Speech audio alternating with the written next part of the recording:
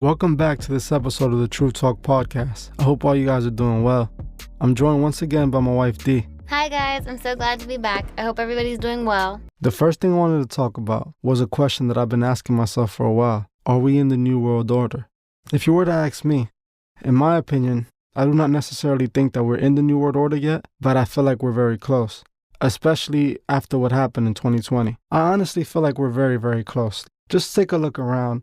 Even with our phones alone, like I've been noticing this a lot recently. Ads that sometimes I feel like I didn't even mention anything that has to do with it. I was just simply thinking about something, and then I'll get an ad that just pops up recommending me to get what I was thinking about. As crazy as that sounds, I was just thinking about it, not even speaking about it. I know there's no physical way of them being in my head, so I did some research, and it says that they just monitor activities that you normally do, and they're using our phones to monitor these activities. You know how there's a giant market for selling information. I think I might do a video on that soon. If you guys want to see a video on the selling of information, let me know below, because that whole thing is insane. Every time you sign up for anything, let's say you're just signing up to buy clothes at your favorite store, they're asking you for all this information like your date of birth, where you live, your email address, your phone number. You might think that's harmless, but it isn't. They're actually taking all this information, storing it, and then selling it to people that buy that information for marketing purposes. So let's say you're a person that tends to buy pizza on Wednesday. They already know you like eating pizza on Wednesday. So on Wednesday, even if you don't mention Pizza Hut, they're going to advertise Pizza Hut to you. And that's exactly the world that we're heading in. They're finding every single way of controlling us. The next thing I wanted to talk about was the Alec Baldwin situation. I know I got into it a little bit in the video I just released yesterday.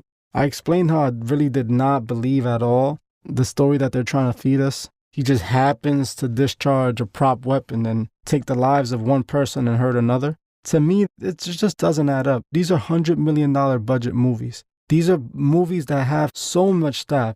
The story that they're bringing out, and I'm reading this off the headline.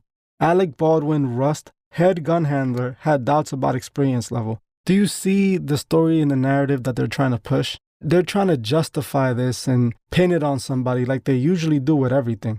But the thing is that you want us to believe that a major budgeted movie with an actor like Alec Baldwin would hire an unexperienced person to be responsible for weapons that could cause something like this. To me, that just doesn't add up. It doesn't make much sense. What do you think, Dee? Does that make sense to you? None of this makes sense. Not only that, the hiring a person who's not professional, but why have real bullets on set at all? That doesn't make sense. It's a movie. They're supposed to be using prop bullets. There should have been no reason that even mistakenly a real bullet was put inside of the prop. Some people keep commenting in the comment section of that video that prop weapons could be harmful in some instances, that if misused, that you could actually injure somebody. But I never heard of anything like that. Why would that even be possible? Why even have that on set? That's a movie set. A lot of the things are done over and over and over again. What is the possibility that one time is that when that happened? Nobody tested that weapon before handing it to him. No one made sure that there was nothing wrong with it. I also read in another article that the person responsible for the weapons handed it to him and told him that it was a cold weapon, which meant that it was ready to be used. It was good. It was prop. It wasn't going to cause nobody no harm. And supposedly it still did. So in my opinion, let's say that's what they're telling us happened. Someone is still responsible for this happening. Somebody still wanted this to happen. If someone just gave him this prop and told him it was okay to use, I would be investigating that person right there. I would be trying to figure out what was his intentions. But that's not what they're going to do. They're going to sweep it under the rug like they do everything else. They're going to give us a BS story, and they're going to move right along. That's what they always do.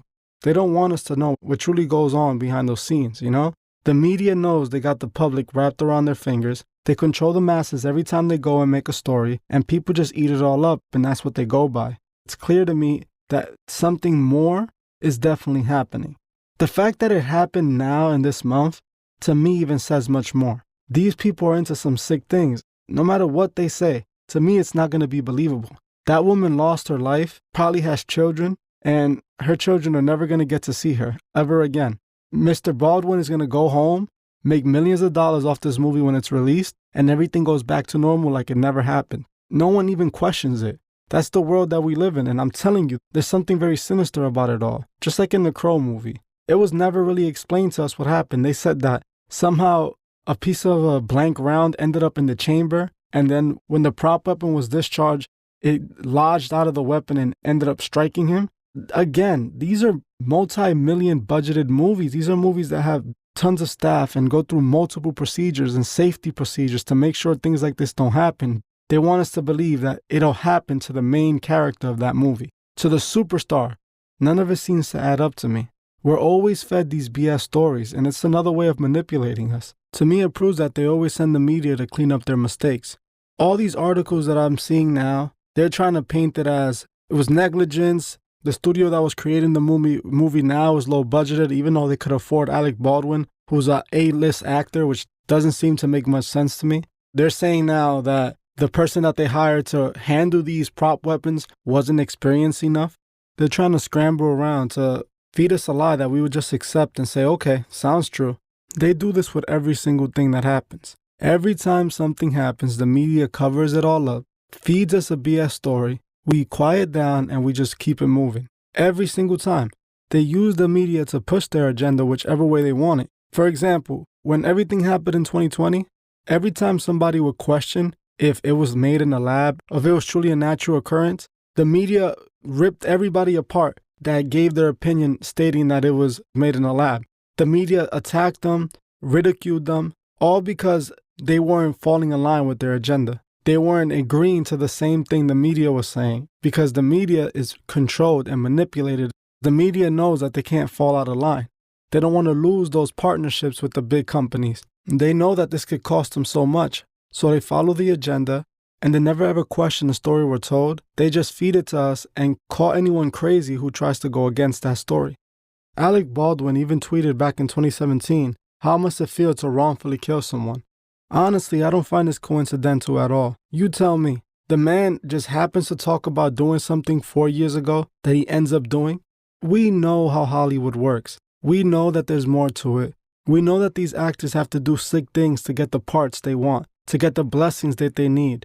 We know that they're willing to do anything for it as well. Now, I'm not saying Alec Baldwin did this, because as of now, we don't have enough information. But what I am saying is that things are very suspicious and things aren't looking good. Things definitely look like it was set up. It definitely looks like someone wanted this to happen. Maybe not Baldwin. Maybe it was someone else on there. But someone wanted this to happen. Or maybe even a group of people wanted this to happen.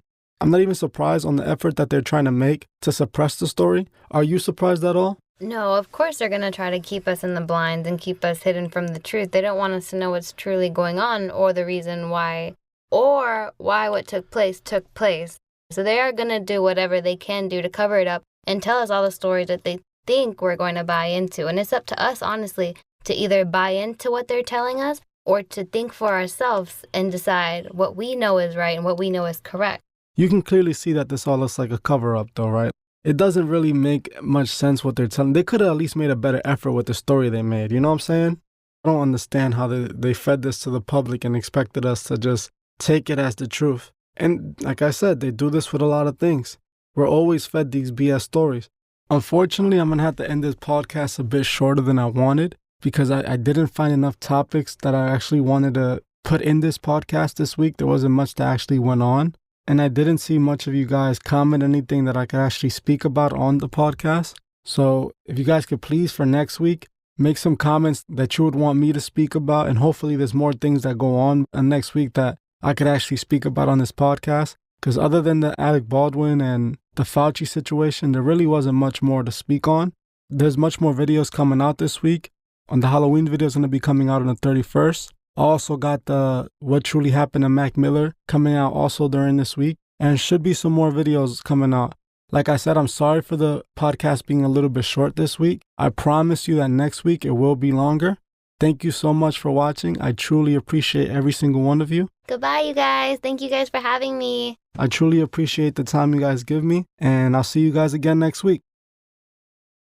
Thank you for watching this episode of The Truth Is. If you would like to further support the channel, join me on Patreon. The link would be in the description. If you join before the 28th of this month, you could be entered to this month's monthly raffle, where you can win a shirt, a cash prize, and even pick a video topic. Also, please leave a comment below on your thoughts on this video and on any future topics you would like to see me cover on my channel. If you like this video, please hit the like button, as this helps other people find these videos. If you're new to the channel, please subscribe and hit the bell so you can be notified of future videos. Please follow me on Instagram at TheTruthIs01 and on TikTok at TheTruthIs. I will gladly appreciate it. Thank you. Goodbye.